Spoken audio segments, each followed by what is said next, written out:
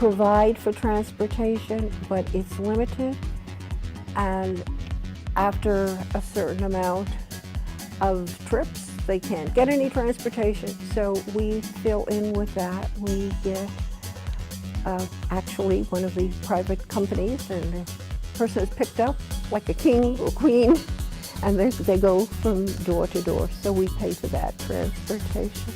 Everyone is invited to come in. This is all free services. Everything is free. Remember, we do not write insurance. So it's all education, and I am available at the Peoria Support at the Community Center in Peoria 3 days a week. I have a phone number. The number to call is 623-866-4214. I'll be very, very happy to make appointments to see you at your convenience. Again, I am at Peoria Support Mondays, Wednesdays, and Fridays, and would love to see you.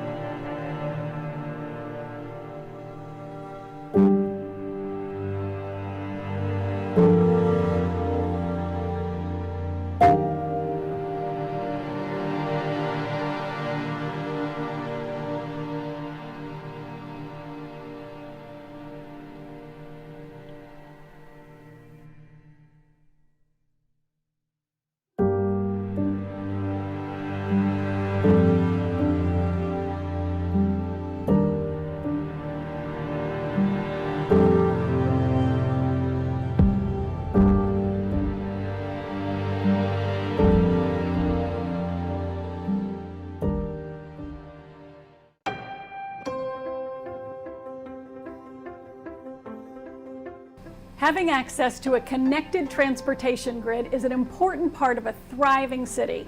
And 12 years ago, I had the pleasure of celebrating the opening of the Happy Valley Parkway. At that time, this parkway was the largest street project in Peoria's history, serving as the final east-west link, creating expanded regional connectivity. Over the past decade, this roadway has paved the way for incredible growth, serving thousands of families and new businesses. Today, I am thrilled to celebrate another important milestone to this well-traveled corridor. The expanded bridge on Happy Valley Road over the Agua Fria River now serves as a safe, multimodal amenity for pedestrians, cyclists, and all types of vehicles that cross this bridge every day. Infrastructure projects of this magnitude require a lot of coordination, and I'm thankful for everyone who made this project possible. From our partners at Maricopa County to the talented Peoria engineers and consultants.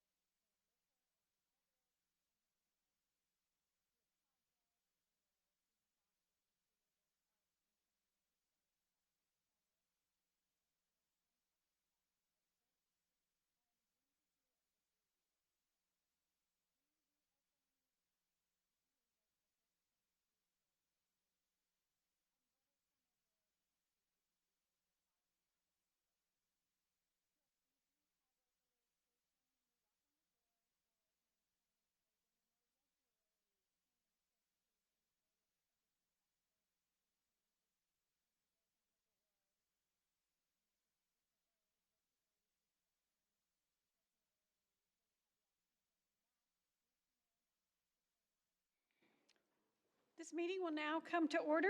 The clerk will please call the roll. Mayor Carlin. Here. Vice Mayor Edwards. Here. Councilmember Finn. Here. Councilmember Binsbacher. Here. Councilmember Tenant. Here. And Councilmember Dunn. Here. Good evening and welcome to the Peoria City Council special meeting of September 28th, 2021. We have one item on our study session agenda this evening as we continue our series on growth management. And tonight's subject is community design guidelines. And I will turn it over to our city manager, Jeff Tyne, to begin. Thank you, Mayor. Thank you, Council, for the opportunity to speak to you yet again on another item that is related to growth here in the city of Peoria. And again, as we continue to grow and evolve and revitalize, we continue to look at ways that can affect the quality of life for our residents. Tonight, that is a discussion on urban design. Urban design is much of the process of designing and shaping the physical features of a city. And so it can deal with, on a larger scale, buildings, infrastructure, streets, public spaces. This is important decisions that really can affect us in so many different ways because the sense of connectedness that we have as residents is a sense of uniqueness and aesthetics that we want in the space that's around us. So design, of course, is reflected in many of the elements of the development process, which includes through the architectural aspects and the features there with our civil engineering and landscaping as well. Yet we're fortunate that we have an amazing planning and community development staff to help really amalgamate many of the discussions in this area. And so with that, I'll pass it first to our Deputy City Manager, Katie Gregory, who will also then go through it and provide some further introductions. Great. Thank you, Jeff, and thank you, Mayor and Council. This evening, or afternoon, late afternoon, I don't know what we are anymore. I'd like, Chris and I will be presenting on and spending some time discussing with you the city's design review standards, or as we like to have rebranded it, as the Peoria Community Design Guidelines. And I say this as why the change to a title like that. And really it's because it's not just a check in the development review process. We don't just look at our design standards as something we just have to do as part of approving development as it goes through. It really is an important aspect of our review process where we are helping to create and form and mold a community. And some of the things that come in there, some of those are in other areas, but the things that kind of fall in the design review area are some of those things that really create that feel that you have when you enter a neighborhood, when you enter a commercial development, when you look at how Peoria feels when you enter into Peoria from other cities and things like that. So it's very important. We'd like to share with you a little bit about where this planning tool sort of fits in the overall development process and how we use these guidelines. And just to be clear, many of these things, these are somewhat tough from time to time. Everybody's interpretation of what is desirable, what is expected, what is, what is good architecture, what is a good placement for things. Everybody's vision is a little bit different, and it requires a lot of what I'll call negotiation during the process as well. So there's some subjectiveness to it, and we have to kind of recognize that as we move through the process. But we think that we have some solid principles and guidelines that we can share with you some have been in place for a long time. Others we're just sort of refreshing. We're really taking a look at those, and we want to go through that with you because these are the things that help with the overall form, fit, and feel of the things that we see out in our development community. And then we want to get some feedback with you related to some of the strengthened language and the strengthened the concepts that we've put in here. And ultimately, the refresh to this document will ensure that, one, we're aligned with your council vision and goals, both on all on livability, on smart growth, and on quality communities. And we also want to make sure that it aligns with our goals and policies that we adopted as part of the general plan. And before I turn it over to Chris, I just want to do a quick, and he'll do the lion's share of the presentation, I promise. But I want to start by sort of asking a question. And when you ask what makes a great community, you're going to get a range of answers. Everyone has a vision of what that looks like. You're likely to hear answers ranging from seeing quality infrastructure, such as roads and parks, to feeling safe, right? A feeling of safety in our neighborhoods and in our community, quality housing and commercial developments, family-friendly spaces. These are all things that we are hoping to create in Peoria. And places that have ample and diverse employment opportunities. Those are big items that we all want to see. And it's not just one thing, it's kind of the culmination of all these things that makes a community great. I do want to say Peoria has a lot to be proud of. As you can see here, you know, we have many of those best ofs that we've been recognized for. And you don't just, those aren't just given, those are earned. And, you know, best place to raise a family, best place to live in Arizona, all great accolades, and the result of many efforts on the part of building a great community. However, we're not so bold to think that if we as a community don't embrace the changes that we're seeing, the changes in the values, the changes in the landscape of expectations of both our citizens and of our different developments that are coming through the city, then we're going to be left behind. And we know that, and we always are looking for ways to adapt. So as John Wooden would say, you know, I know he was probably meaning this as a sports, you know, idea, but, you know, get a team to adapt. But we are a team, and we do need to adapt, and we do need to move forward. So with that, I want to just, I'd like Chris to walk you through kind of what some of the key elements of the document are. And when we're done, I would love to hear some of your feedback on some of the things and the changes that we're making. Well, thank you for that introduction, Katie. And Mayor and Council, I really appreciate your time tonight. You know, design review has been really been a labor of love. I guess I've been here long enough that I've seen the evolution of the document from its first edition. We're working on our third edition right now, so I've been here a while there, and I can tell you that if you look at today's design review document, there's a picture in there of my son as a little kid climbing on a sculpture. And he's a lot older today, and I've got a little more gray hair today than I did back then. So certainly happy to be working on this document here for you. As Katie mentioned, it's worth noting, our design guidelines are very important. They directly pertain to the quality of life we have in the community, and this council that, you know, you guys have sure placed a high objective on quality development. It's also worth noting that we do, I believe, have some very good design standards in place today. They're comprehensive, and as we look at other documents, it's among the most comprehensive I've seen. It always comes down to execution, though, right? And I can tell you we have a very good, dedicated professional staff. You know, they have to make professional judgments on sometimes policies that have a lot of room for discretion and interpretation. They have to do that. And, you know, it's tough work, and oftentimes there might be multiple solutions to a design question. And sometimes the design solutions might be imperfect, but it's the world we work within in design review. But certainly, as Katie mentioned, as we mature as a community, we want to make sure that we continue to be responsive to the changing landscape. And certainly over the last 10, 15 years, we've seen a lot of change in our community. We've seen a lot of change in the environment, right? The retail landscape, we've seen a lot of change in how, you know, the preferences and values that people have and how they approach retail development or what kinds of developments that they have and that they want to see, and a lot has changed. So as I go through this, we also want to make sure that we capture your thoughts and input, not only on the information we're presenting, but we do have your information back from the council workshop that we had back on June 11th. And so we've tried to make sure that we've incorporated that into the design document. And certainly if the design document isn't the right place for capturing that input, there might be other documents, other regulatory documents like the zoning code that might be appropriate to do that. So we want to make sure that we continue to explore that. So on this presentation today, I want to spend some time talking about where do the design guidelines fit. Admittedly, the development process can be a little confusing. It's layered, and it's there's a very discrete position for design guidelines as opposed to rezoning or entitlement. They have a very different stage in the process. And I just want to explain how design guidelines fit in.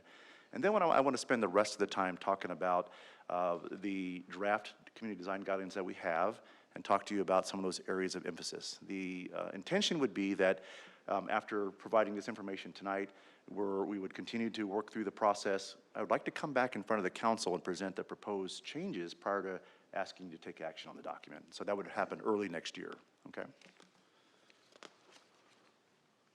Before I move on, I do want to note some acknowledgements and some assistance that we've received in putting the draft together. This is an internal update that's been led by the planning department, including Lori Deaver in the audience. She's been serving as our lead on this project. There's been a lot of effort expended, a lot of people involved, and it all, again, stems from the input and the guidance that you, the council, have provided us. We've also been in front of, we've talked with the city manager's office, we've also been in front of 3 boards and commissions twice. You can see them on the screen: planning and zoning, design review, to talk about specific aspects of design in their areas. And then we've also put together a few internal technical teams to look at different aspects of design review, whether it's the streetscape or whether it's open space and connectivity. And you can see the names, they run the gamut from not only our department of planning, but also we want to recognize those in engineering and parks, neighborhood services, and also water services staff. They've all been involved, and we've met a lot during this process so far. So first, let's talk about the development process. Where do the design guidelines fit in? And I'm sorry, I'm going to show this graphic one more. I think I showed this a lot, don't I? The mothership, as we call it. But it's important to know where kind of how all the relationships fit in. And I won't spend too much time on this one. But again, the general plan is provides the high-level policy guidance about the future development of the city. And it has chapters around it that align with your livability goals. And one of those is smart growth, right? That's one of the chapters. That's one of the livability elements. So we implement the livability elements through the various documents that we have at the city. Now the documents in the outer ring are certainly not exhaustive. There are more that we're shown here. But for example, in the smart growth realm, how we implement that is we use tools like the subdivision regulations, the zoning ordinance, and what we're going to talk about tonight, the design review manual. That's one of the documents that we use to implement it. Okay, just a quick on the purpose and intent of our design guidelines. The purpose broadly is to elevate the identity and character of our community. We want to promote interesting places with good quality architecture. And it's about building community pride and cementing our reputation as a livable community. That's what it comes down to. And altogether, our design guidelines really are a statement of what we expect in our community. So the projects, they always start from the vision of a landowner or a developer or an architect, and our job is to understand that vision and use our standards to best shape and guide the project to meet our design expectations, the community's design expectations. Now, over the years, we've established a collaborative ethic in how we arrive at a design solution. We understand that each site has its own context, right? What's around it matters and what the design solution will be. It has its own constraints and opportunities. There's also functional differences in different types of land uses. We certainly can't treat a retail store the same way we would a concrete tilt-up industrial warehouse. They have different functional differences and differences about how they're laid out. And we also have to acknowledge that there is multiple solutions to a design question, so there's never a one-size-fits-all. That's why there's a certain amount of flexibility built into the design manual. We have hard requirements, but we also have some flexibility built in because we understand that the design solutions vary depending on where you are and what the project is. All right, since I've been here since the beginning, let me talk about the evolution of design guidance real briefly.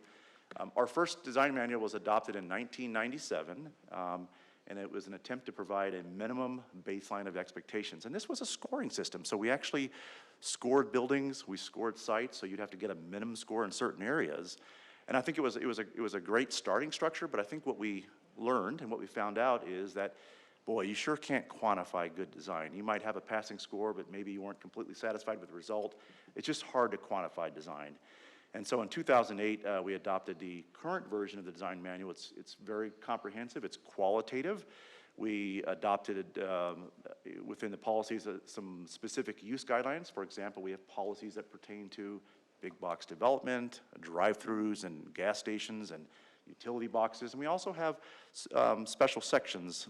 We have a section for Old Town and we have a section for Lake Pleasant Parkway. So it was very comprehensive, and so what we're doing now is we're working on the third version that we're now terming the Community Design Guidelines. So, there we go. So real briefly, applicability. Where do the design guidelines, where do we apply them? Well, we apply them on the commercial and industrial stage. Any new construction has to go through design review, or if a building is existing and they're making a material change to the facade or they're adding an addition, has to go through design review as well. We want to make sure it continues to fit within the site and the surrounding context. On the residential side, all multifamily has to go through design review. On the single family side, we're looking at developments over 10 lots because those are the lots that then require common open space and so forth. And we also require design review later in the process for a subdivision when they come forward and they want to submit their their standard plan packages. So we want to make sure that we have enough diversity in the architecture, that the placement of these in the subdivision, that there's enough diversity in how it's placed, and that we're got the right streetscape alignment there. So it does come into play twice there.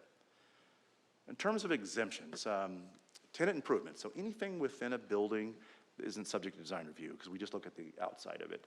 And certainly schools and governmental entities, they have their own missions, and so it doesn't apply there. On the residential side then, anything less than 10 lots, it doesn't currently apply, individual single-family homes, and certainly, you know, we're not in the business of really dictating what's in somebody's backyard. So design review doesn't apply to the, you know, the various structures and sport courts. The only proviso there is if you have an accessory structure that's large, you know, a big RV structure that's over 300 square feet, you're gonna need a permit anyway, or it's over 9 feet in height, we do require a design review evaluation. And essentially what we're trying to do is make sure that the building color is in line with the home there, and it's not out of character there. So in that respect, it does have to go through design review. Okay, how is the design review manual used? And so this is actually a two-part exhibit. I'll get to the second part in a minute. But what we call entitlement, or the rezoning process, you know, that's when somebody will have an idea on what they want to do on a piece of property. They either have the zoning in place, or they're coming to the city and the council to ask for a change in zoning. And so what we're doing in that process is that's the point in time that we're setting the regulations. We're trying to establish what are the allowable uses on the site. You know, what is the density? What is the building height? What are the setbacks? What are the engineering and fire requirements that are already fixed? These things are fixed and in place before we bring the project to design review, okay? So we establish the regulatory environment at the zoning stage, either existing zoning or through a rezoning action. The next stage is after that's set in place, somebody will bring in, if it's a commercial or multifamily, they'll bring in what's called a site plan review. If it's single family, they'll bring in a preliminary plat. And so at that level, that's when we employ design review, because we've already got the regulations set in place. Now we're employing our design review standards to shape the development. And we're going to look at the way the site is laid out. We're going to look at the architecture of all the buildings on the site. We're going to look at the theming and try to ensure that there's a good sense of place. And in a minute, I'll talk about fit, form, and feeling. That's really what design review comes down to. And then later in the stage, after we've approved the concept at site plan, they'll then submit for construction plans. And in that regard, if, like I said, if there's a facade change, we'll see them again at design review. Or on the single family side, before they get their permits for individual homes, they have to get a design review approved for the single family plan package, as it were. So really, not to be too esoteric, but the design guidelines really come down to three components. Really, it's about fit, form, and feeling. Fit, this is the site layout. This is the function and use of space. So you can see a building on the site and all the different items that are part of that site and the fit of that building in relation to the site. The form is the next part, and that's really the physical attributes of the space. Architecture in this example, this is, you can see the building is moved up to the street. We're talking about a low-lying building with extensive shading. So it's got a different form than a building perhaps on Bell Road or Grand Avenue. So that's what we mean when we say form. And then the feeling, that's all the theming, and that's what kind of meaning and what kind of emotion does the space conjure up. You know, in this example, perhaps it looks festive and it looks energetic, as opposed to maybe a different example where we're looking for more of a muted or more of a neighborly type of character. But that's really what design review comes down to, is fit, form, and feeling here. I think it's important to also note that there are other factors that affect the layout or a building design. I do want to mention the engineering and public works standards that they have in place. These are regulations, right? We have regulations for grading and drainage, or how retention occurs, or how access occurs. That all feeds into what ultimately the site, the design of the site, or how it looks. We also have fire department standards, as you would expect, right? Codes for hydrant locations, site design, that'll all help inform what that result will be. And so working with the development community, it's truly a balance between the project vision put forth by the applicant or architect, our adopted codes and design guidelines, and certainly there's always a market reality to things. The types of uses that we're talking about and their functional needs, that's part of the market reality that we have to work with as we employ our design guidelines. So before I jump into our current guidelines that we're working on, I want to just talk about a couple of examples in practice, just to kind of nail home the idea of where design review fits in. So here's an example. This happens to be 83rd Marketplace, 83rd and Happy Valley. So it went through a rezoning process when they were asking for a change in zoning. This is, again, the stage where we set the regulatory environment, and there's two parts to it, right? There's establishing the standards, and there's going through the public process. And so during the rezone process, there's a neighborhood outreach component. So in this example, you may recall neighbors, they didn't want to see this corner evolve into a typical corner. They didn't want to see auto-serving uses at the corner. They wanted to make sure that, it looked very different and was distinctive. So as we worked through that process, there were conditions of approval that became part of what was the regulatory scheme that was approved. For example, we prohibited gas stations. We had a limit to how many drive-throughs we allowed on site. We certainly didn't permit them at the corner of this development. And we also expanded the buffer considerations and the access requirements. So those became part of the regulatory environment in addition to the other things that are on the screen that we establish at zoning, the uses, the landscape buffers, and so forth. So that gets set at the zoning and entitlement stage.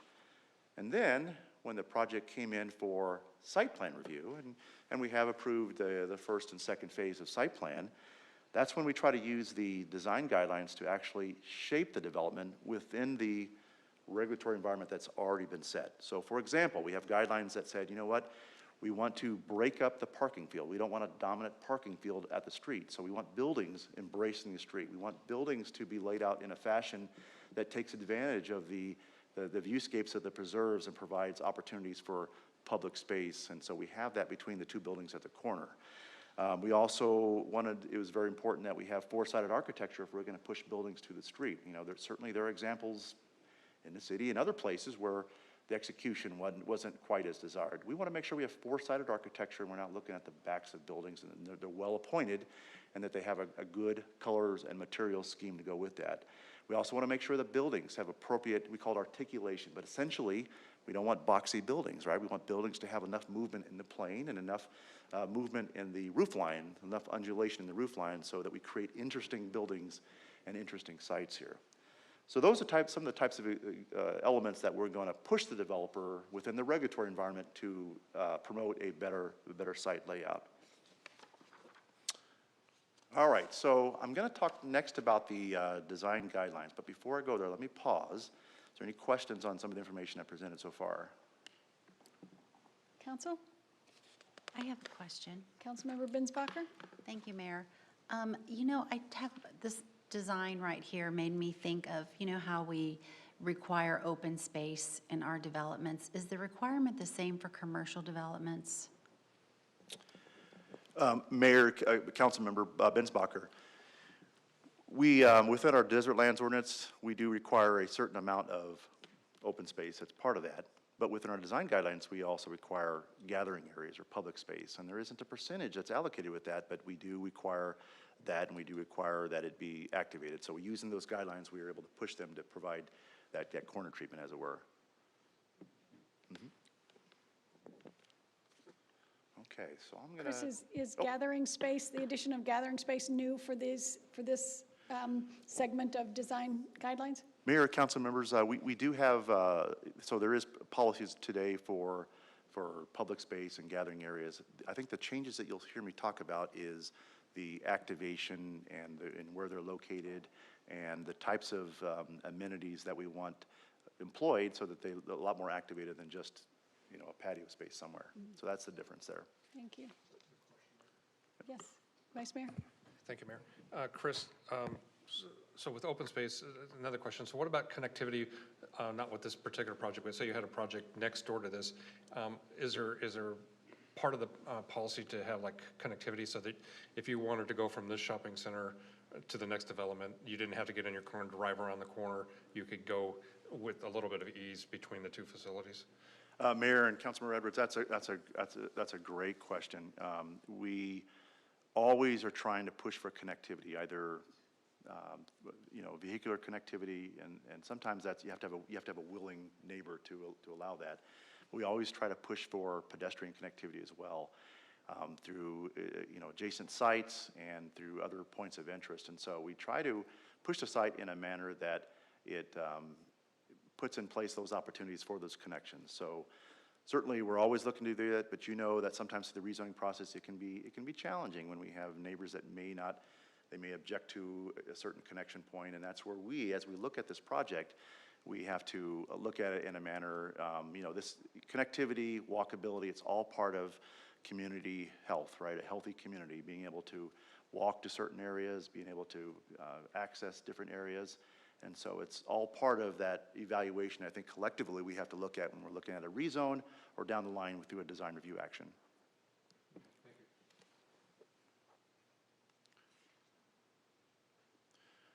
Okay, this slide outlines the organization of the draft document.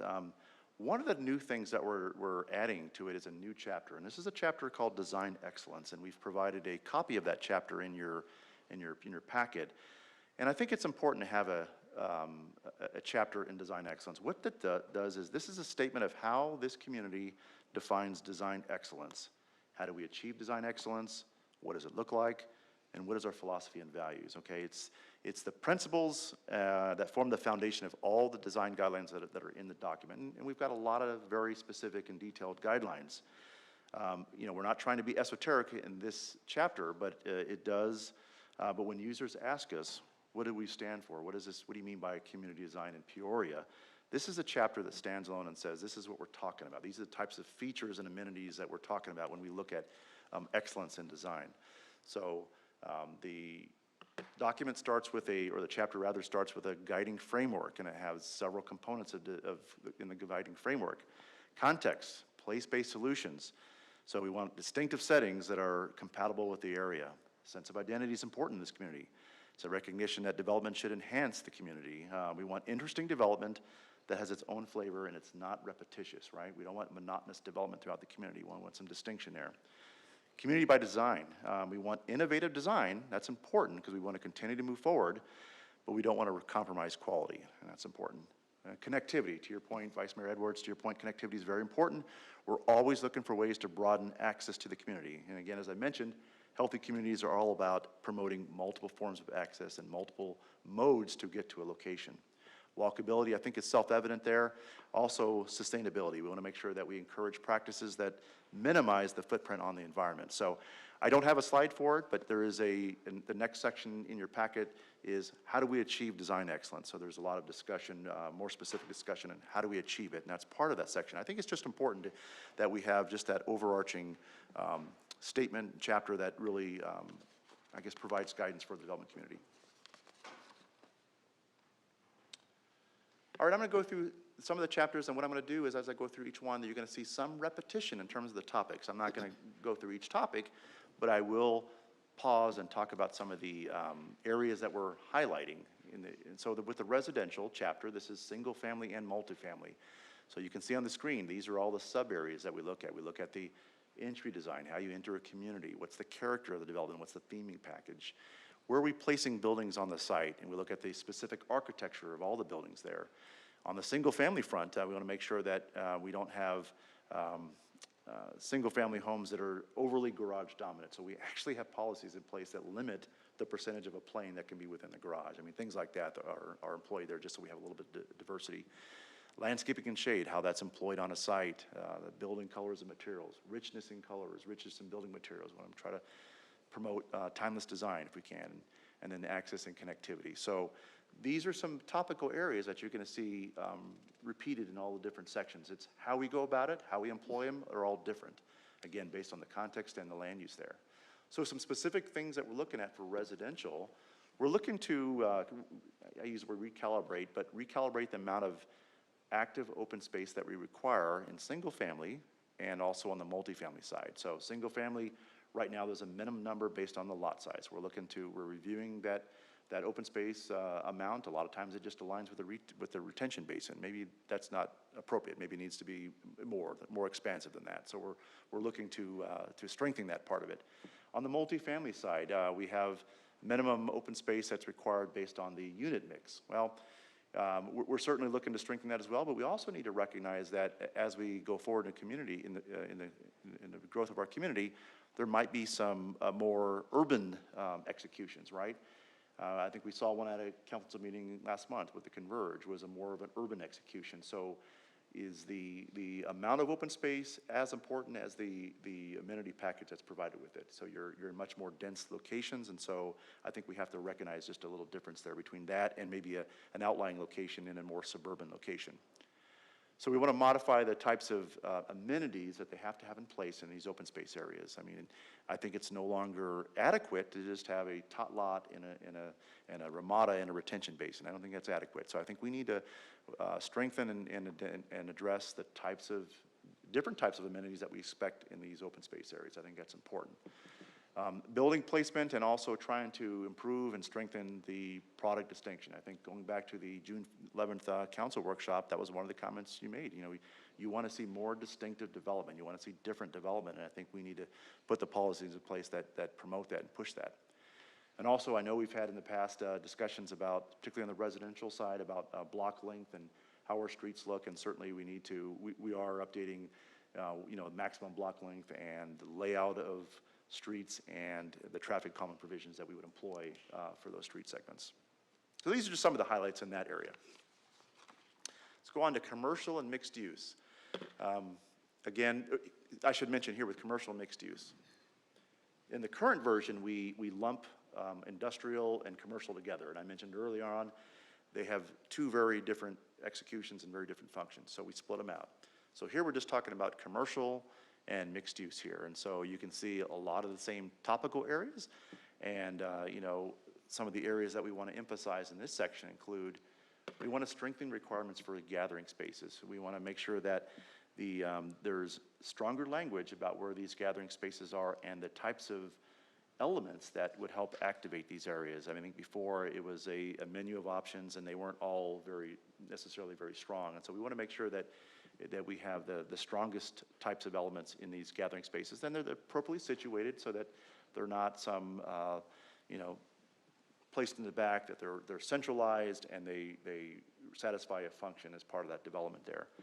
So we want to emphasize also theming elements. I think there's a council interest in promoting arts in the community, so we want to make sure that we're promoting arts. We're not just asking for it, but maybe there's stronger language in terms of trying to integrate it within developments. Maybe there's a couple classifications of theming elements, and we want to put more of an emphasis on promotion of art in its various forms. Also want to strengthen connection points from adjacent uses, and that goes to connectivity, pedestrian and vehicular connectivity, but also recognizes that, again, if we want to promote ourselves as a more healthy community, it's important that we make sure that sites are always situated and are always evaluated with what the next development is going to occur with the next development, that we have those connections in place to establish those points of connection.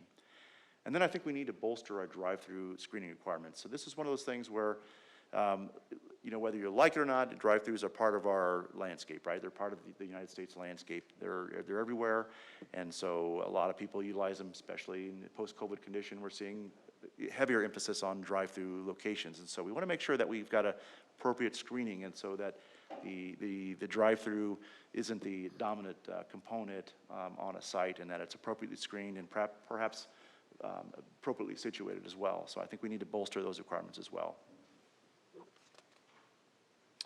And then the next section, business, commerce, and employment, or industrial. That's really the industrial section here.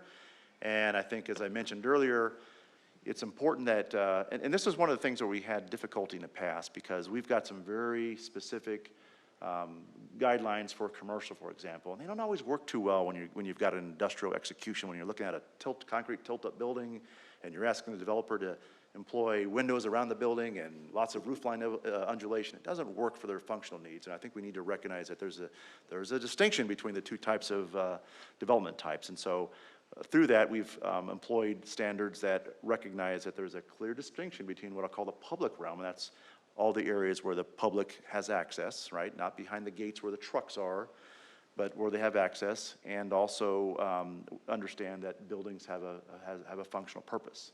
And so we need to adjust our standards to really apply better to those different needs there. And then the other one, we're going to continue to have an Old Town core chapter. So, you know, we have this chapter in place as we see redevelopment in Old Town, as we see new development in Old Town. We want to make sure we have the right standards to guide it, because certainly the standards that we have for typical commercial or residential may not work well because it's got a very different character in Old Town. So some of the areas that we're looking at that we've been working with our Historic Preservation and Design Review Board about is trying to strengthen the distinctiveness of the area. And we want to certainly employ and promote gateway treatments and where those gateways should occur, signage and different types of signage, art and other visual cues to really separate Old Town apart. We also want to recognize that the public realm, the area along the sidewalks, really kind of provide an outdoor space for us, just like at, what's the coffee shop underneath there? Driftwood Coffee Shop, right? That kind of acts and feels like an outdoor room. It's a community space. And we want those types of community spaces. And so we want to emphasize, you know, not only the form of moving buildings to the street line and a streetscape, but also that we have the right amenities and a right execution along that streetscape. And then also it's important, you know, we've got some properties that are undeveloped in Old Town, and we're going to see new development someday. And we want to make sure that as we see new development, that it's authentic. And what I mean by that is we want to allow some distinction. We understand that, you know, a newer building is going to look different than an older building, but we also want to not lose the history of the area. And we want to make sure that as we have new buildings and they have, you know, newer distinction, we want to make sure that we continue to maintain architectural influences in the building that are authentic to the area, so that there is a combination of the old and new, and there's a great fit for it. I think that's important to have that, and perhaps where the standards don't quite get to today as we have them.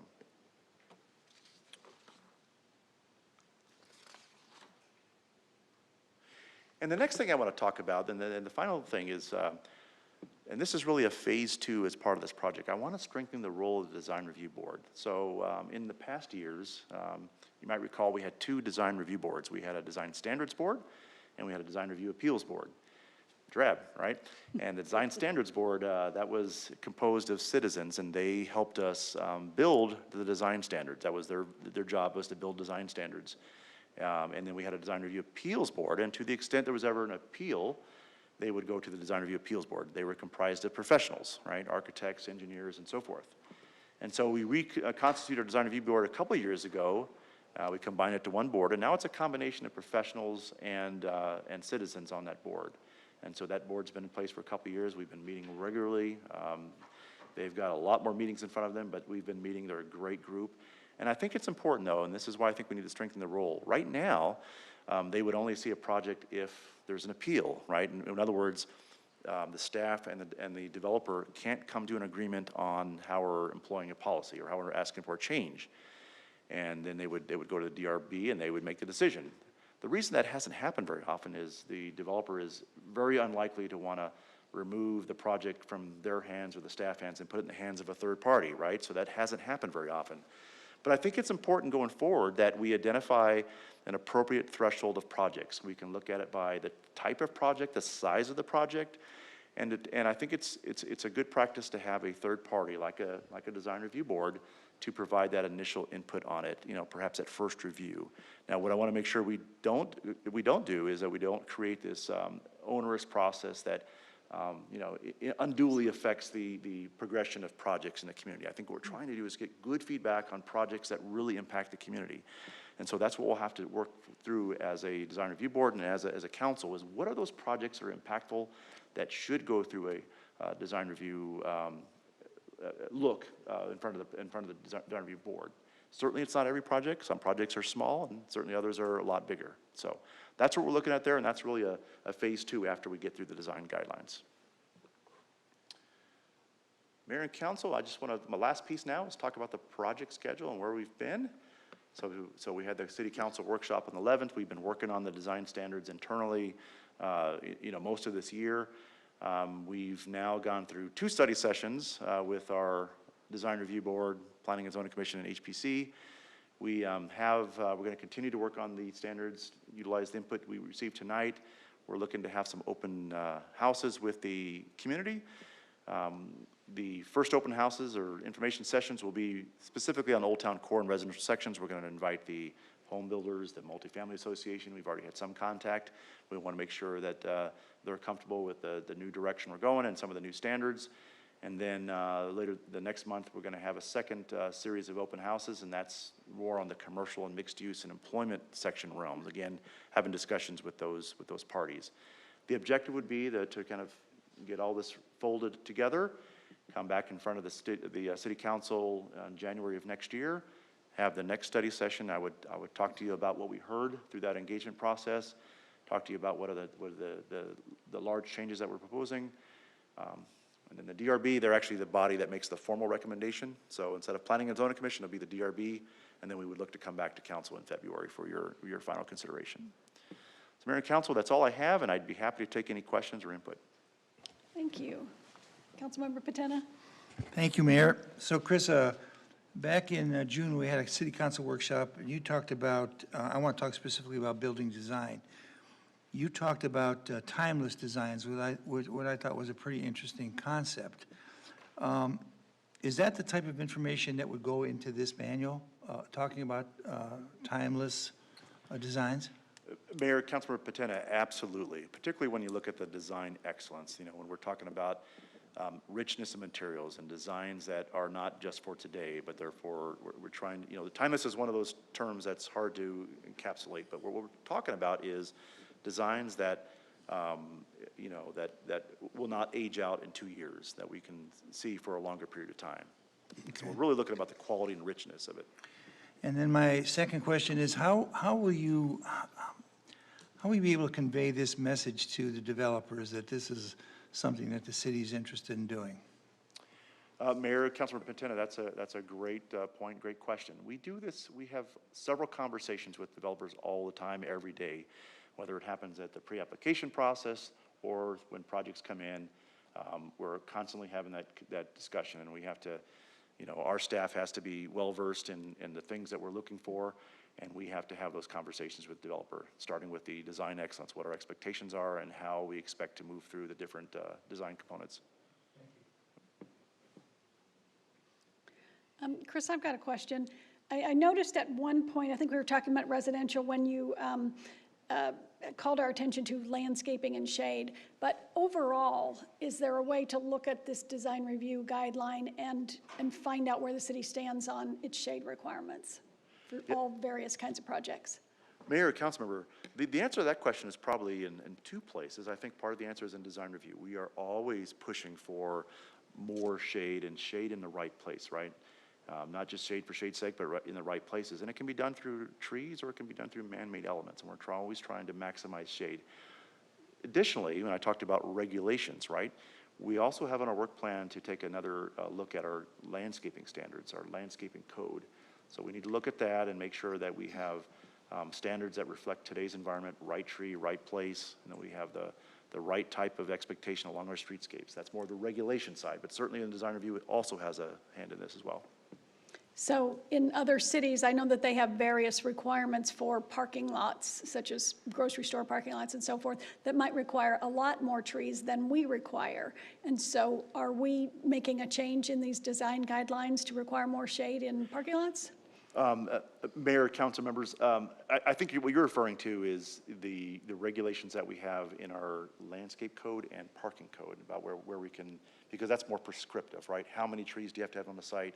You know, you have to have a landscape island at so many stalls. That's the prescriptive part of it. The art is in the design review, the expectations we have for where shade is located and how it's functional feel on the site. But certainly I'm hearing you on the regulatory side, we need to definitely strengthen our regulations for shade and landscaping. I think we need to strengthen those regulations for shade and landscaping, and then make them adhere to what our subjective fit and feeling might be. That's in right. The design guidelines, making all of those work together. We definitely need to make a larger presence for shade in our city. Anyone else? Councilmember Binsbacher? Thank you, Mayor. Chris, I hope I can get this out right. I'm thinking about infill development area. So where we have, whether it's the Old Town area or even P83, we bring in new developments, and the designs and the colors and everything are so current. How do we deal with structures that aren't? in that area to create a flow, you know, so that the new ones, I guess, like with the residential areas, we have the neighborhood revitalization where we help to keep the homes in the neighborhoods current. Is there anything like that for existing or older business communities?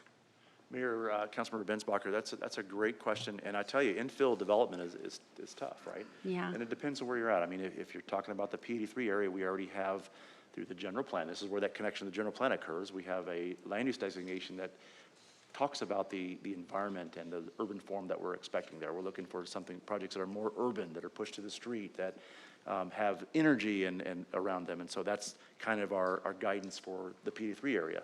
Other infra areas, they're tough because you might have a development that's been there for, decades, right? And then now you have a new piece of that development that's redeveloping, a new pad. And so, when we look at these projects, the guidance isn't make sure that new building is exactly the way it fits in and is compatible with the way it was 40 years ago. We certainly want them to maintain influences that can kind of bring it together so it doesn't look like it's out of place. But we're also looking for them to update the site. And so that's where that balance you have with trying to bring the site up, but also not lose those connections with the other buildings on the site. That's where it gets complicated, actually. Yeah, I could see that. Thank you. And when we look at planning and zoning, zoning cases that we're talking about, he always includes a transition statement in there to talk about how it fits in with its with the current development in that area. That's correct, that's right. That's very helpful. Absolutely. Anyone else? No? Okay. Thank you very much. That presentation was very interesting, and I'm looking forward to seeing more about design guidelines. Great. Thank you very much. Appreciate it. Thank you. Mr. Tyne? Great, thank you, Mayor. That is all we have, and as you see, we have a thoughtful process to really engage some of our boards and then come back to you with that information. So looking forward to providing you results. Thank you. Thank you. And we are adjourned until our 6 p.m. meeting.